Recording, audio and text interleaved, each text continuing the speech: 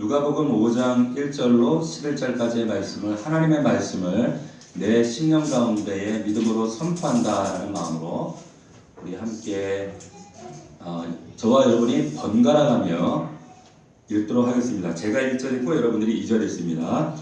무리가 몰려와서 하나님의 말씀을 들을새 예수는 게네사렛 호숫가에 서서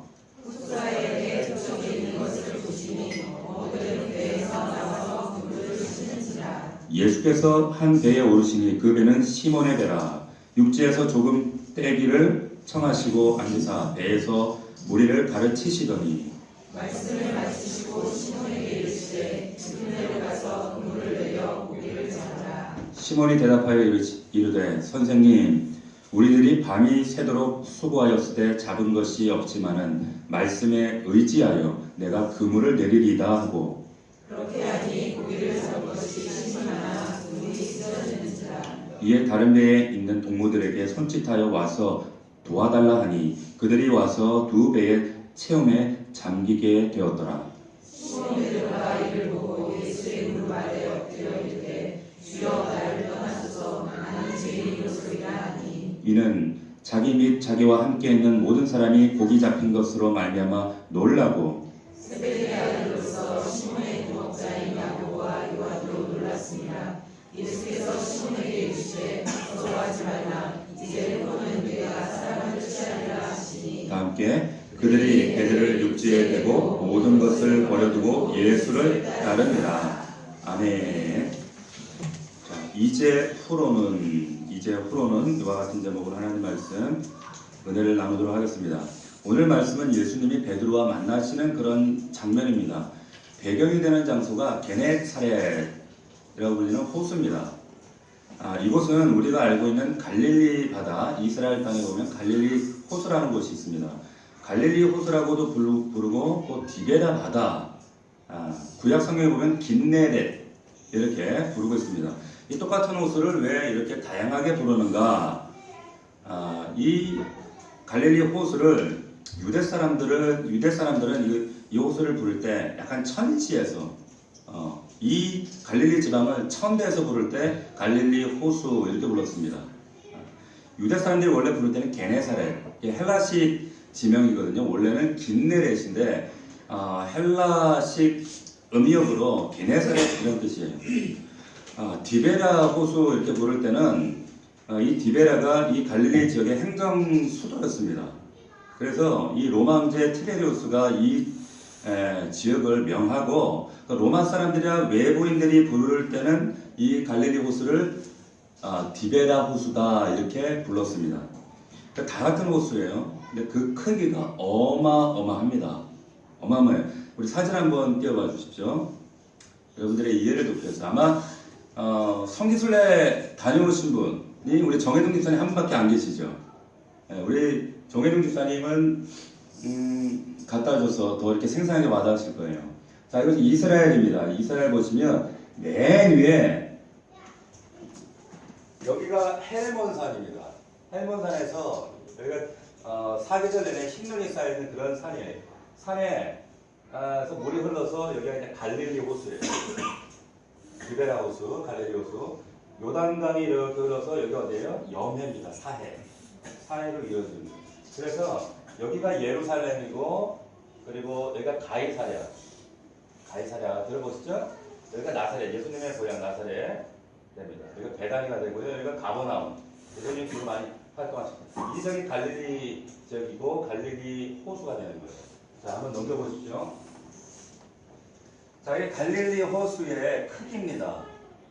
자, 이렇게 생겼어요. 여기가 가버나움이고 게네사렛. 오늘 말씀 배경되는 곳이 게네사렛 여기. 자, 이 직경이 가로가 12km, 세로가 21km. 커요, 작아요? 커요. 어마어마하게 큰 호수입니다. 한번 넘겨보세요.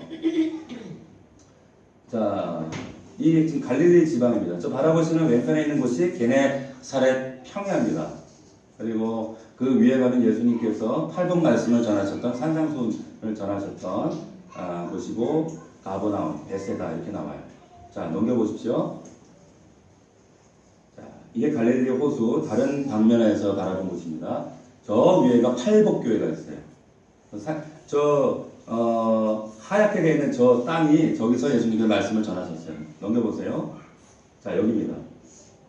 이 위에서 사람들이 5,000명, 적어도 5,000명 이상 되는 무리들이 앉아서 예수님이 저 아래서 낮에는 해풍이 불기 때문에 그 바람을 따라서 설교를 하셨다는 거예요.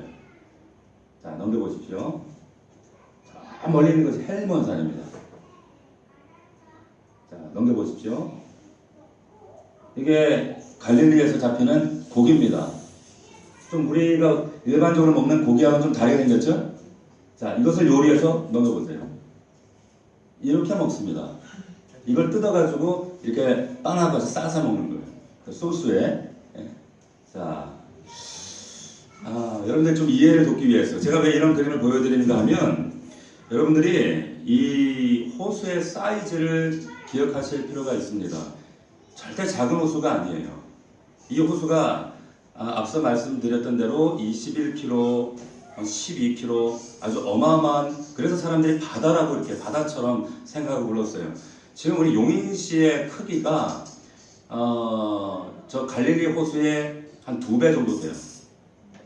갈릴리 호수가 절대 작은 호수가 아닙니다. 상당히 큰 바다 같은 그런 호수죠. 그러니까 깊이가 한 평균 44m, 깊은 데는 한 200여 미터 되는 것이 이 갈릴리 호수였습니다.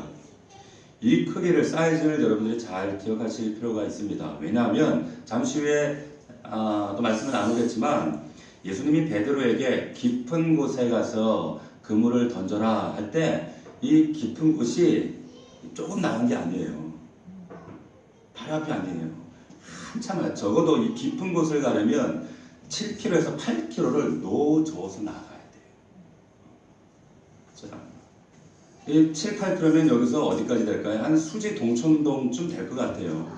그만한 거리를 지금 노저어서 가는 겁니다. 예수님께서 지금 게네사렛 호숫가에 오셨어요. 사람들이 몰려들었습니다. 산으로 가면 산으로, 들로 가면 들로, 강으로 가면 강으로 사람들이 모였습니다. 마침 그 호숫가에 베드로가 지나가며 아무것도 잡지 못하고 지나가며 끔찍했던 기억을 뒤로 하면서 기억을 씻어내면서 그물을 다듬고 있었어요. 씻고 있었어요. 그런 베드로에게 예수님께서 요청하시죠. 베드로야, 저게 네 배냐? 네 배 좀 빌릴 수 있겠냐? 그리고는 이 배를 호숫가에서 좀 띄어다오 말씀하세요. 자, 배를 저어서 어느 정도 띄었겠죠? 호숫가의 거리에 둔 채 예수님께서 말씀을 전하세요. 사람들은 아까 보았던 그 그림 안에 그 사람들이 호숫가에 쭉 둘러앉아서 혹은 서서 말씀을 듣습니다. 자, 그때 이 그 배 안에 예수님과 베드로가 옆에 앉아 있었겠죠. 이 당시의 배의 크기가 한 5m, 6m, 그 직경은 폭은 한 2m 되는 그런 배였어요.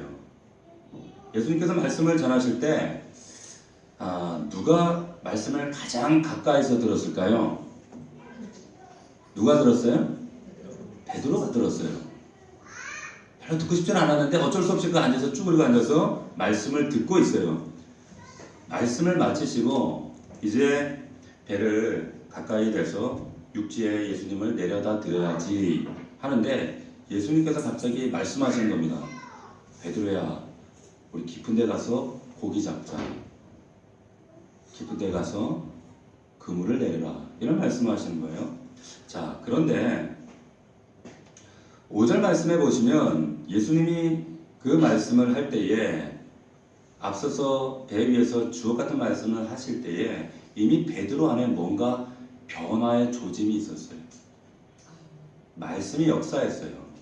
그래서 어젯밤에는 그 악몽 같은 지난밤의 기억들, 아무것도 얻지 못했던 상실감들, 이제 겨우 그물을 다 씻고 이제 털어버리고 있는데 아까 말씀드린 것처럼 깊은 데로 가서 그물을 내리려면 7, 8km를 노저 가야 돼요. 근데 이런 요청을 하신단 말이에요. 자, 그런데 순종을 합니다. 4절 말씀을 보시면 여러분 본문 4절 말씀을 보면 이런 말씀이 있어요. 말씀을 마치시고 시몬에게 이르시되 깊은 데로 가서 그물을 내려 고기를 잡으라. 자, 5절 같이 한번 읽어봅시다. 시작. 시몬이 대답하여 이르되 선생님 우리들이 밤이 새도록 수고하였을 때 잡아먹을 수 없지만은 말씀에 의지하여 내가 그물을 내리리라 하고. 선생님 그래요. 자, 여기 나오는 선생님이라는 단어는 우리가 알고 있는 유대인들이 말하는 유대 랍비어 하는 말이 아닙니다. 우리 성경에는 이렇게 헬라어를 선생님이라고 번역을 해놓았지만은 누가복음에만 하는 아주 중요하고 독특한 단어가 이 단어예요. 이게 뭔가 하면 헬라어로 에피스타타, 이게 무슨 말이냐? 주인님이라는 뜻이에요. 근데 이 주인님은 이 자리에 있는 주인은 당신입니다. 무슨 뜻인가? 다시 말하면 선생님, 이 말은 선장님, 캡틴 이런 뜻이에요. 자, 예수님의 말씀을 듣다가 예수님이 그저 선생님이 아니라 말씀을 듣는 가운데 저분이 내 배에, 내 삶에 어쩌면 선장님일 수 있겠구나 라는 생각이 들어진 거예요. 그래서 이런 고백을 하게 된 겁니다. 그래서 이 고백이 아주 중요합니다. 선장님, 우리가 밤이 새도록 수고했지만 잡은 것이 없습니다. 그러나 당신이 선장이시니까 갈릴리 바다에서 제가 잔뼈가 굵고 어부로 살아온 지가 지금 수십 년입니다. 지금 깊은 데로 가라고요? 이건 내 상식과 논리에 맞지 않습니다. 이해가 어렵습니다. 하지만 말씀에 의지하여 그물을 내리겠습니다. 말씀을 드려요. 신앙생활이라고 하는 것은 여러분 논리적인 이해가 아닙니다. 말씀을 붙잡는 거예요. 이해가 돼서 믿는 게 절대 아니라는 거예요. 깊은 곳에 가서 그물을 내렸어요. 어떻게 됐습니까? 6절 말씀 보십시오. 자, 6절 말씀 같이 읽습니다. 시작. 그렇게 하니 고기를 잡은 것이 심히 많아 그물이 찢어지는지라. 어떻게 하라 그랬어요? 여기 말씀해 보니까 그렇게 하니 이 그렇게 하니가 어떤 의미인지 여러분들이 잘 묵상하셔야 됩니다. 그렇게 하니 그물이 찢어져요. 지난밤 아무것도 못 잡았어요. 아픈 기억밖에 남아있는 게 없어요. 정말 악몽 같은 밤이었어요. 그런데 지금 눈앞에 찢어지는 그물 안에 물고기들이 가득 차 있습니다. 그래서 이게 찢어질까 싶어서 옆에 있는 동료들을 부르는 거예요. 야고보와 요한을 불러서 배를 옆에다 갖다 대고 그물이 찢어지지 않도록 이걸 당기는데 이걸 찢어지지 않게 하려고 하니까 이거 배가 잠기게 침몰하게 생긴 거예요. 이게 7절 말씀이지 않습니까? 자, 지난밤 단 한 마리의 물고기도 잡지 못하고 무의미한 시간, 쓸모없는 배, 쓸모없는 그물이었어요. 그런데 이 아침에 눈앞에서 이 그물이 찢어질 만큼 도무지 납득이 되어지지 않는 지금 상황이 눈앞에 벌어지게 된 거예요. 배가 침몰하게 생긴 거예요. 아마도 베드로가 겨우겨우 지금 그물을 끌어올리고 물고기들, 그 펄떡거리는 눈앞에서 살아있는 물고기들을 하나하나 끌어올리면서 뭔가에 홀린 것처럼 그것을 바라보면서 한참을 생각했을 거예요. 도대체 지금 이 상황을 어떻게 이해해야 되지? 이 수많은 배 가운데, 이 수많은 어부들 가운데 예수님 왜 굳이 내 배에 오르셔서 왜 이런 상황을 연출하신 거지? 한참을 생각했습니다. 고민을 했습니다. 그리고는 내가 이분께 어떠한 말씀을, 어떠한 이야기를 해드려야 하나 고민을 했어요. 고민을 하고 생각을 하고 최선의 선택을 결정해서 예수님께 다가갑니다. 그리고 무릎을 꿇어요. 그리고 어떤 말씀을 드리는가? 나를 떠나십시오. 나는 죄인입니다. 우리 8절 말씀 봅시다. 8절. 자, 의미를, 상황을 여러분들이 그 상황을 그림을 한번 떠올려 보세요. 우리 한번 읽어봅시다. 8절 시작. 시몬 베드로가 이를 보고 예수의 무릎 아래 엎드려 이르되 주여, 나를 떠나소서, 나는 죄인으로소이다. 죄인으로서이다. 이 말 속에 참 여러 가지 의미가 담겨져 있습니다. 이 만남이 베드로와 첫 번째 만남이 아닙니다. 이미 앞서 여러 번의 만남이 있었어요. 예수님께서 베드로 나를 만났을 때 너를 반석 같은 사람이 될 거야 말씀하셨는데 제 안에는 그런 바위 같은 든든함이 없습니다. 그래서 저 하나 감당 못하는 저는 연약한 사람입니다. 본격적으로 사업을 시작하려고 배도 사고 새로운 그물도 사고 했는데 이것도 내 뜻대로 잘 안 돼요. 내 마음대로 안 돼요. 내 생각대로 안 됩니다. 말 그대로 저는 아무것도 할 수 없는 그런 사람입니다. 주님께서 당신을 따라가는 그런 친밀하게 살아가는 제자의 삶을 살아가기에는 저는 턱없이 모자라고 부족한 사람이 바로 접니다. 동생 안대를 통해서 예수님을 전에도 만났어요. 얼마 전에는 자신의 장모 집에서 장모의 그 열병을 내리시는 그 기적을 봤어요. 끊임없이 콜링을 하셨어요. 그럼에도 불구하고 주님, 저는 당신께 적합한 사람이 아닙니다. 걸맞는 사람이 아닙니다. 제가 드릴 수 있는 가장 진실한 고백이 뭔가 하면 저를 떠나시고 저는 죄인입니다. 당신에게 적합하지 않습니다. 저를 모른 채 하십시오. 라고 하는 고백이 바로 이 고백이에요. 나는 부적합합니다. 자, 그런데 놀라운 게 뭔가 하면 예수님에게 가장 적합한 사람이 어떤 사람인가? 예수님이 어떤 사람을 찾으시는가? 바로 내가 당신에게 적합한 사람이 아닙니다. 라고 고백하는 사람을 주님은 찾으신다는 거예요. 참 희한해요. 참 이 성경을 볼 때마다 이것이 납득이 안 돼요. 여러분, 필립 얀스라는 분이 쓰신 책 가운데 교회 나의 사랑 나의 고민이라는 책이 있습니다. 그 책에 보면 아주 놀라운 이야기를 적어놓고 있어요. 한번 들어보세요. 교회는 자격이 없다고 생각하는 사람들이 모인 유일한 공동체다. 교회는 내가 여기 있을 만한 자격이, 인정될 만한 자격이 요만큼도 없는 사람들이 모여있는 것이 바로 교회다. 이런 얘기를 했어요.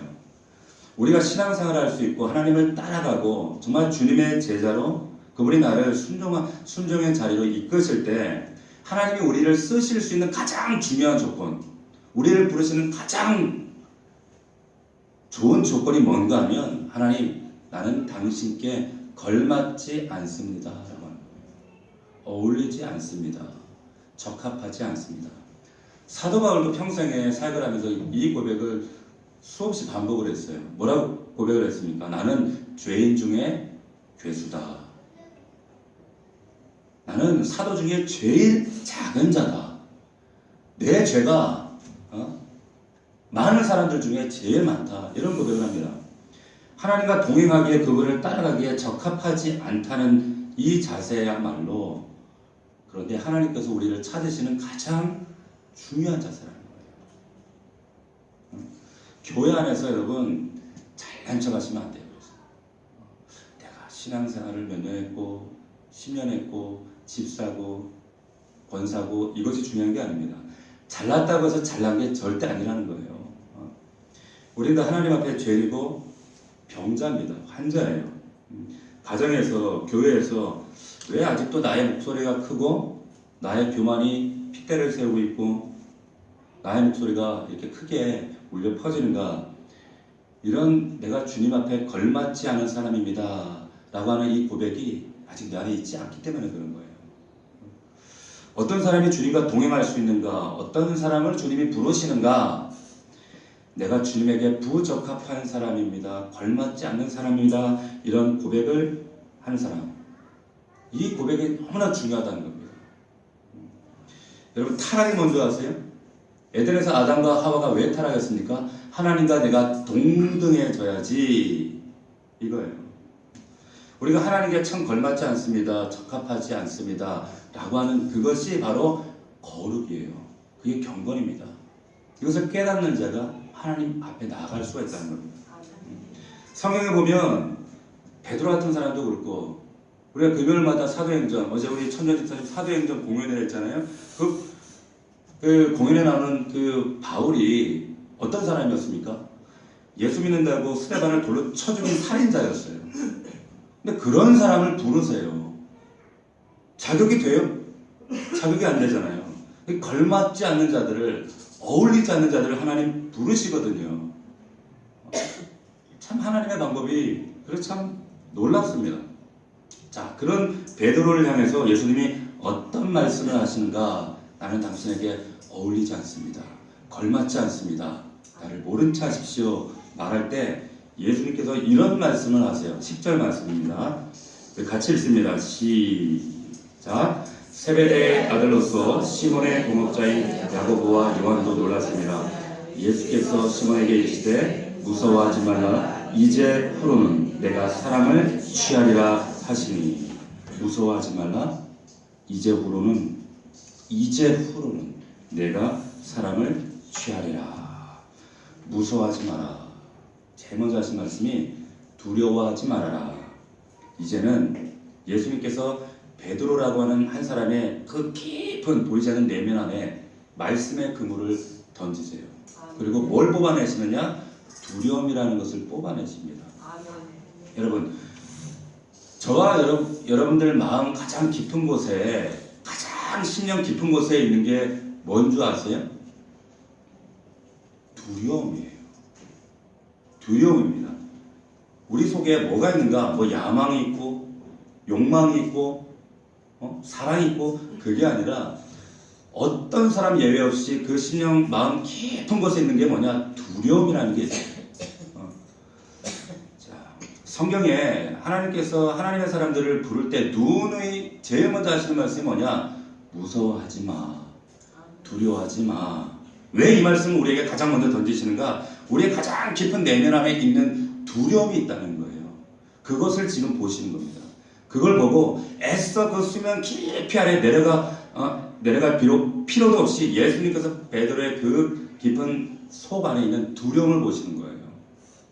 걷어내기를 원하시는 겁니다. 그리고 말씀의 그물을 던져 놓으십니다. 두려워하지 말아라. 그리고 두 번째 말씀하세요. 이제 후로는 너 나 따르다가 배신하고 또 도망가고 욕망을 따라 세상에 달려가고 허우적거리고 상심하고 낙심하고 내 욕망 위를 또 돌아다녔지. 근데 이제부터는 너 다를 거야. 이 말씀이 아주 중요합니다. 과거의 너와 이제부터의 너는 다를 거야. 그리고 이렇게 말씀하신 거예요. 내가 사람을 취하리라. 이 취하리라가 성경 주석을 보면 뭐라고 되어 있는가? 산채로 잡는다는 것, 생포한다는 뜻이 바로 사람을 취하리라, 사로잡으리라는 거예요. 자, 성경 전체에 보면 이 사람을 취하리라고 하는 이 헬라어 단어가 딱 두 번이 나와요. 두 번이 나오는데 하나가 여기 나오고 또 하나는 어디 나오는가? 디모데후서 2장 24절에 나옵니다. 제가 읽어드릴 테니까 잘 한번 들어보세요. 주의 종은 마땅히 다투지 아니하고 모든 사람에 대하여 온유하며 가르치기를 잘하며 거역하는 자를 온유함으로 훈계할지니 꼭 하나님이 그들에게 회개함을 주사 진리를 알게 하실까 하며 그들로 깨어 마귀의 올무에서 벗어나, 잘 들으세요, 하나님께 사로잡힌 바 되어 그 뜻을 따르게 하실까 함이라. 여기 요때 쓰이는 단어가 바로 이 단어예요. 하나님께 사로잡힌 바 되어 그 뜻을 따르게 한다는 거예요. 하나님께 사로잡힌 바 되어 내가 사람을 취하리라. 자, 과거와 앞으로 이제부터 너는 다르다. 넌 다른 사람이 될 거야. 하나님이 너를 사로잡을 것이고, 내가 놀랍게도 배가 없이도 그물이 없어도 물고기가 없어도 너는 사람을 사로잡는 사람이 될 거야. 이 말씀을 하시는 거예요. 이때 쓰이는 단어가 바로 이 사로잡는다라고 하는, 취한다라는 뜻입니다. 여러분, 하나님이 저와 여러분의 인생에 찾아오실 때 과거를 한번 회상해 보십시오. 그때 여러분 각자에게도, 우리에게도, 저에게도 각자의 배와 그물이 있었어요. 그 그물과 배가 있었어요. 다 열심히 수고하고 열심히 그물을 내렸습니다. 물론 그때마다 헛 그물질, 빈 그물질 뿐이었습니다.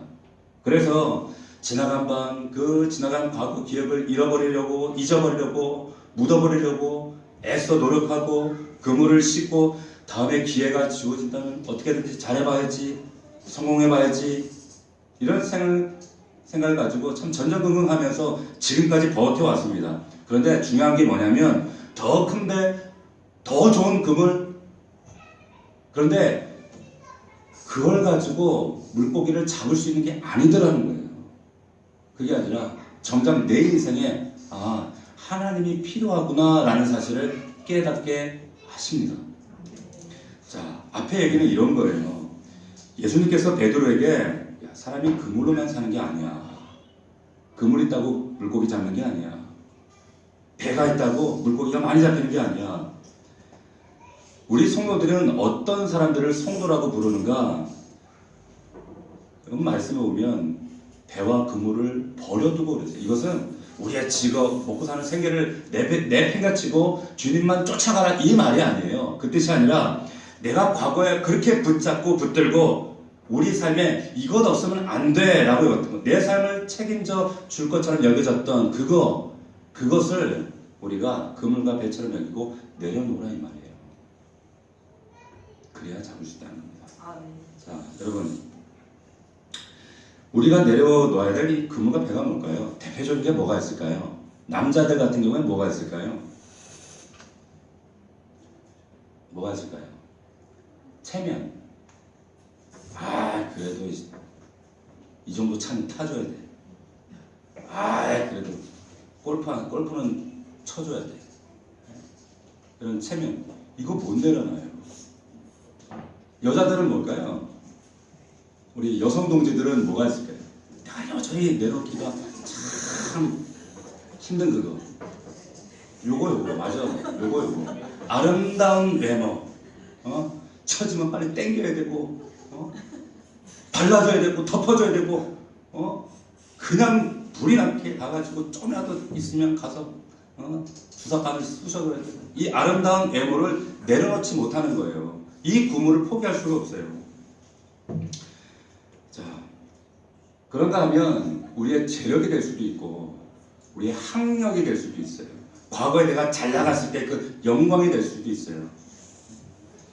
내 삶에 열심히 애쓰고 수고했다는 나의 노력, 이 그물과 배가 있는데 예수님께서 말씀하시는 거예요. 그거 내려놓으라는 거예요. 그게 더 이상 너의 배와 그물이 아니라 야, 그걸로 물고기 못 잡아. 삶의 진정 사로잡아야 하는 게 뭐냐? 그게 아니다. 중요한 것은 뭐냐? 이제 더 이상 그물과 배가 아니라 하나님께 사로잡힌 바 되어야 된다는 거예요.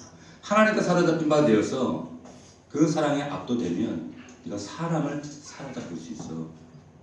이 말씀을 하시는 겁니다. 자, 우리 솔직히 얘기해서 여러분 돈 왜 벌려고 하세요? 돈 왜 벌려고 하시나요? 물론 우리가 돈 벌어서 내 생활을 영위하고 안정적인 생활을 하고 자식들 먹여 살려야죠. 그죠? 뭔가 내가 돈이 있어야 정상적인 삶을 영위하는 건 맞아요. 그런데 그 깊은 내면에 왜 돈을 그렇게 악착같이 벌려고 하는가? 사람을 사로잡으려고 그러는 거예요. 가장으로 뭔가 좀 떳떳해지고 싶고 큰 소리 치고 싶은 거. 동창회 가면 내가 그래도 이렇게 산다. 나 이렇게 산다. 보여주고 싶어요. 왜 그래요? 사람을 사로잡고 싶은 마음이 있는 거예요.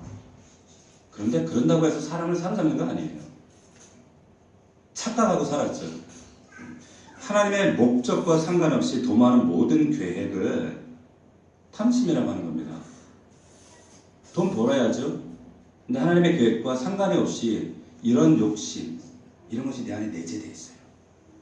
이건 모두 탐심이라고 하는 거예요. 돈도 목적이 불발되면 얼마든지 탐심이 될 수 있습니다. 그러나 이것이 거룩이 되면 하나님의 정말 거룩한 도구로 쓰임받을 수가 있는 거예요. 사업하시는 분들은 잘 들으셔야 돼요.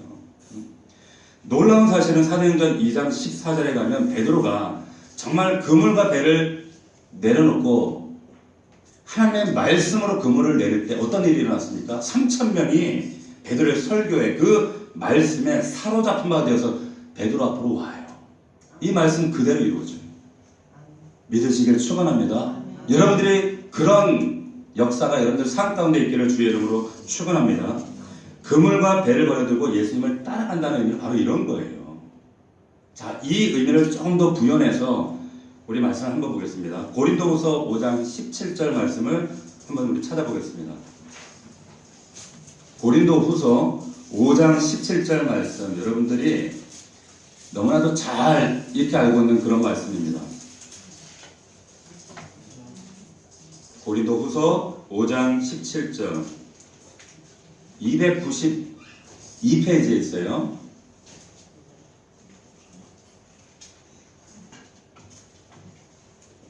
고린도후서 5장 17절 우리 다 찾으셨으면 못 찾은 사람 아멘. 없네요. 우리 같이 한번 합독합니다. 시작. 그런즉 누군지 그리스도 안에 있으면 새로운 피조물이라. 이전 것은 지나갔으니 보라 새 것이 되었도다. 아멘. 여기 그리스도 안에 있으면, 여러분 그리스도 안에 있다는 게 뭘까요? 이제 후로는 같은 말이에요. 그런데 이 그리스도 안에 있다는 말이 무슨 뜻인가? 자, 오늘 본문 안에 그 답이 있습니다. 여기 14절 말씀 보시면 그리스도의 사랑이 우리를 강권하시는도다. 그리스도의 사랑이 우리를 강권하시는도다. 이것이 그리스도 안에 있다는 의미예요. 여기 강권이라는 뜻이 뭔가 하면, 요즘 TV에 보면 죄 지은 사람들이 이게 양쪽에 팔짱 끼고 이렇게 어떻게 해요? 같이 걸어가죠. 그걸 뭐라 그래요? 연행이라 그래요. 이 강권이라는 뜻이 바로 이 연행이라는 뜻이에요. 그리스도의 사랑이 우리를 연행해 가시는 거예요. 이것이 그리스도 안에 있다는 뜻이에요. 예수님께서 산채로 우리를 사로잡아서 그 사랑으로 우리를 끌고 가시는데, 연행해 가시는데, 이것을 그리스도 안에 있다. 자, 그러면 여기 그리스도 안에 있으면 이전 것은 지나가고 새 것이 되었다. 이전 것은 뭘까요? 자, 이전 것도 거기 15절 중반에 있습니다. 15절 중반에 잘 보세요. 뭔가요? 자신을 위하여 살지 않고. 이게 이전 거예요. 이게 과거예요. 전에 나를 위해 살았어요. 내 욕망을 위해서, 내 부모를 위해서. 이게 이전의 삶이었어요. 그럼 새 것은 뭘까? 새 것은 뭔가요?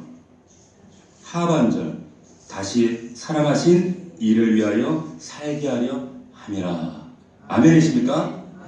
그리스도에는 나를 위하여 사는 사람들이 아니라 다시 사신 예수 그리스도를 위하여 사는 삶, 살아가는 사람들. 내 힘으로 안 돼요. 그 하나님 예수 그리스도의 사랑에 사로잡힌 바 돼서 강건함을 입어서 연행되어, 그래서 이제 그분 때문에 살아가는 삶을 이제 새로운 삶이다 라고 하는 거예요.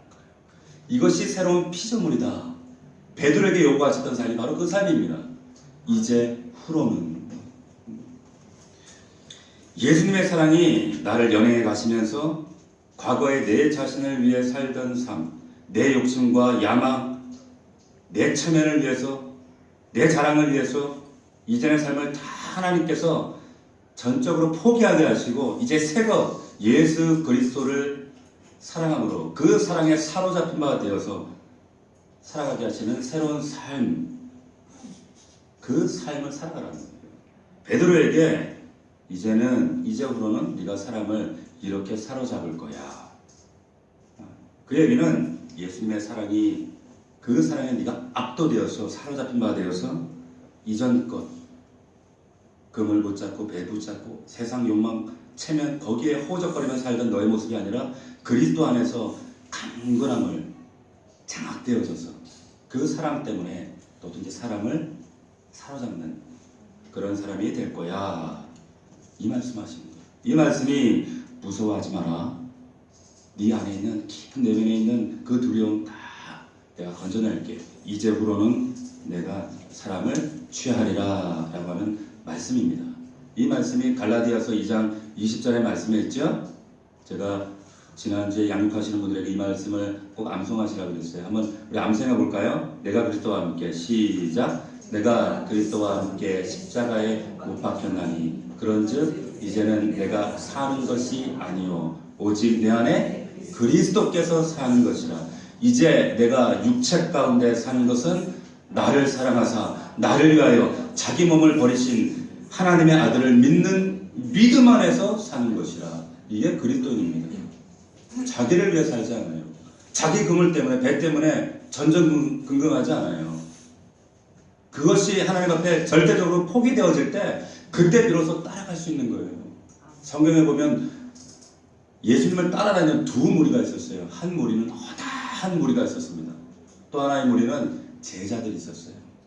여러분 제자입니까? 허다한 무리입니까? 그 차이는 어디 있어요? 이 말씀이 내 안에 이루어지느냐 간증이 되느냐 이 차이에 있습니다. 말씀을 정리하겠습니다. 예수님께서 베드로를 찾아오셨어요.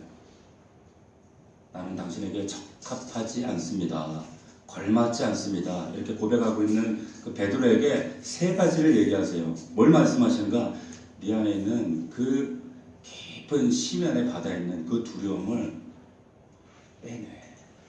내가 책임져 줄게. 무서워하지 마. 그리고 말씀하시죠. 이제 후로는 과거의 너와 다를 거야. 이제 후로는 너 정말 달라질 거야. 달라질 수 있어. 예수님의 사랑이 그 하나님의 그 놀라운 은혜가 너를 사로잡을 것이고 그 사랑이 내 안에 흘러넘쳐서 다른 사람을 사로잡는 이제 그물 때문에 배 때문에가 아니라 예수 그리스도에 붙잡혀서 살아가는 그러한 삶이 될 거야 말씀하고 있습니다. 참 놀랍게도 베드로가 이 놀라운 은혜를 경험했음에도 불구하고요. 부활하신 후에 베드로가 어디 갔어요? 어디 갔어요? 또 갈릴리 고기 잡으러 가요. 근데 그게 저와 여러분이에요. 저도 그렇고 여러분들도 다 그런 전과가 다 있잖아요. 그렇죠? 그럼에도 불구하고 하나님께서 참고 또 참고 또 기다리십니다. 그분이 바로 여러분을 기다리신 아버지예요. 아버지예요. 오늘 이 말씀 여러분들이 기억하셔서 이 생명의 말씀 그분이 내 안에 오시면 남은 생애가 이제 후로는 예수 그리스도의 사랑에 온전히 장악되어서 연행되어서 그 사랑 때문에 그 사랑을 흘려보낼 수 있는 저와 여러분들이 되실 줄로 믿습니다. 그 약속의 말씀을 붙들고 우리가 살아가는 저와 여러분들 되기를 주의 이름으로 축원합니다. 우리 찬양 하나 했으면 좋겠어요. 우리 아까 앞서 불렀던 오직 주의 사랑에 매여라는 찬양이죠.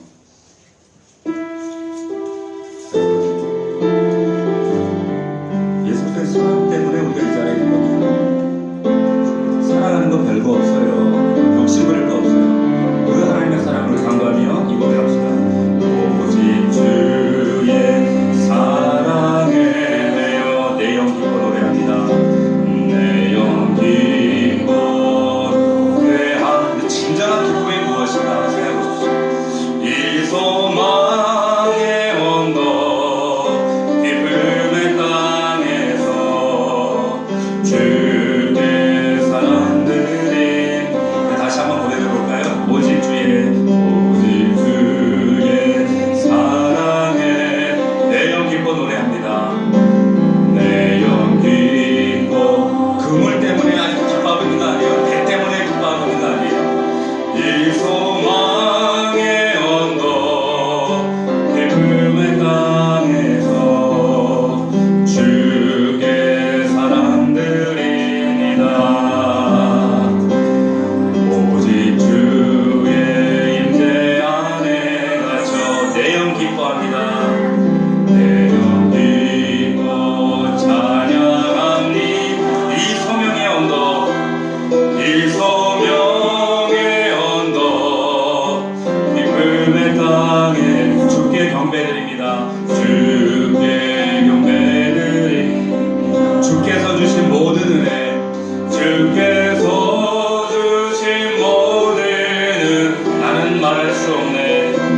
나는 말할 수 없네.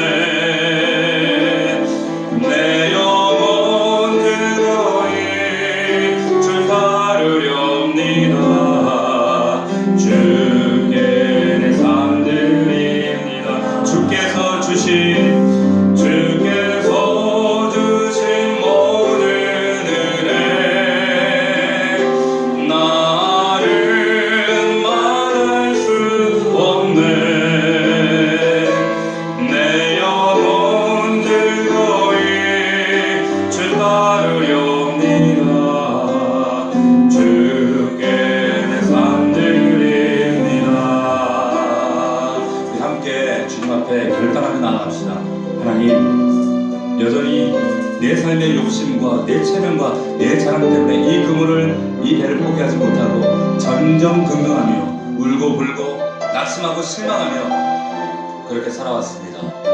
그리스도 안에 있으면서도 여전히 이전 것을 포기하지 못하고 옛사람의 것을 포기하지 못하고 내가 주인 되어서, 내가 왕 되어서, 내가 주권자 되어서 그렇게 살았습니다. 하나님 용서하여 주시옵소서. 하나님, 내 안에 여전히 그 두려움이 있습니다. 내 심령 깊은 심연에 도무지 내려놓을 수 없는 그 두려움의 실체가 있습니다. 아버지, 주께서 말씀하셨습니다. 무서워하지 말라, 두려워하지 말라. 이제 후로는 하나님 주의 말씀 앞에 온전히 압도되어서 그 말씀이 내 안에 살아 역사하시며 그 하나님의 말씀의 능력이 나를 온전히 이끌어 가셔서 그 사랑에 연행되어져서 장악되어져서 주님께서 살아가신 이 사랑이 열방 가운데 흘러갈 수 있도록 주여 나를 붙드시고 이제 세상 바라보지 않겠습니다. 내 육신의 것들 주목하지 않겠습니다. 오직 영원한 내 영혼의 때에 하나님의 그 놀라운 축복을 하나님 바라보길 원합니다. 아버지 도우시고 함께 하옵소서. 우리 그러한 마음으로 그렇게 살지 못했던 내 옛사람의 모습을 내려놓고 주님 함께 하나님 도와주시옵소서. 다 함께 우리 통성으로 기도하겠습니다. 살아계신 아버지 하나님 감사합니다. 아버지 하나님, 우리는 나의 모습은 정말 주님 앞에 걸맞지 않는, 적합하지 않은 그런 인생이었습니다. 도무지 이 자리에 앉아있을 수 없는 그런 사람이었습니다. 영적인 영원한 사망 진단을 받을 수밖에 없는 그런 환자, 병자였음에 불과합니다. 주여 나를 떠나십시오. 나는 죄인입니다. 난 당신에게 걸맞지 않습니다. 그럼에도 불구하고 나를 사랑하셔서 나를 이 자리에 부르시고 선택하신 하나님 그 은혜에 하나님 감사하며 감격하며 이제 후로는 내 안에 있는 모든 두려움을 이겨내고 하나님 말씀 앞에 붙들려 살아갈 수 있는 하나님의 사람들 그리스도인 될 수 있도록 주여 역사하여 주시옵소서. 무서워하지 말라. 이제 후로는 내가 사람을 취하리라. 이제 후로는 내가 사람을 취하리라. 하나님 과거와 옛사람의 모습과 다른 이제 후로는 하나님의 사람으로 온전히 다듬어지고 조정되어지고 만들어져서 하나님 이 시대 하나님이 쓰시는 베드로와 같이 바울처럼 각자에 귀하게 쓰임받을 수 있는 명목상의 종교인이 아니라 그리스도인이 아니라 정말 하나님이 사랑하시는 그런 제자의 삶을 살아갈 수 있도록 허다한 무리들이 아니라 하나님 제자의 삶을 살 수 있도록 아버지 인도하여 주시옵소서. 아버지 역사하여 주시옵소서. 우리 다시 한번 기도할 때 하나님 이제 후로는 사람을 취하는 자가 되기 원합니다. 아버지 나에게 허락하신 영혼들이 있습니다. VIP가 있습니다. 하나님 내 영혼의 만족과 그냥 종교 생활만 왔다 갔다 하는 것이 아니라 나를 통해서 하나님 반드시 구원하시고 회복하시고 배도를 부르신 것처럼 하나님께서 찾으시는 영혼들이 있습니다. 내가 그 거룩한 통로가 되어지기 원합니다. 아버지 하나님 역사하옵소서. 우리 그런 마음으로 다시 한번 하나님 내가 그런 사람을 취하는 자가 되기를 원합니다 라는 마음으로 그 영혼을 허락하옵소서. 다시 한번 결단하는 기도를 주님 앞에 올려드리도록 하겠습니다. 기도하겠습니다. 아버지 하나님 감사합니다. 이제부로는 하나님께서 사람을 취하리라고 말씀하셨습니다. 하나님 옛사람의 우리의 연약한 모습을 내려놓고 나를 통하여 수많은 열방이 돌아오며 수많은 사람들이 구원받으며 병들고 찢기고 상한 영혼들이 예수 앞에 나와 치료받고 치유받으며 살아계신 하나님을 만나서 인생의 아버지 하나님 내가 전전긍긍했던 그물과 배를 버려두고 온전히 주님을 바라보았던 것처럼 인생의 참된 안식과 평안과 기쁨을 누리는 그런 자들로 우리가 초청하기를 원합니다. 나에게 그런 VIP를 허락하옵소서. 하나님이 영원 구원할 수 있는 그 사람들 대상들을 나에게 허락하옵소서. 사람을 취하기 원합니다. 하나님 그 은혜와 능력이 내 안에 넘쳐나기 원합니다. 예수 그리스도의 그 놀라우신 사랑에 온전히 연행되어지고 사로잡힌 바 되어져서 세상 사람을 사로잡을 수 있는 믿음의 사람들 될 수 있도록 아버지 역사하여 주시옵소서. 존귀하신 아버지, 하나님께서 나를 부르실 때 주여 나를 떠나소서. 나는 죄인으로소이다. 난 당신께 어울리지 않는 사람입니다. 걸맞지 않는 사람입니다. 부적합합니다. 그럼에도 불구하고 주님이 나를 찾아와 주심을 감사합니다. 하나님 그 은혜에 날마다 압도되어지고 그 사랑이 내 안에 메마르지 않게 하시고 하나님께 온전히 연행되어서 그 사람으로 세상을 취할 수 있는, 사람을 취할 수 있는, 내 이기적인 욕심을 따라 사람을 이용하는 것이 아니라 그리스도의 사랑을 흘려보낼 수 있는 하나님의 거룩한 구원의 통로가 될 수 있도록 인도하여 주시옵소서. 예수님의 이름으로 기도하옵나이다. 아멘.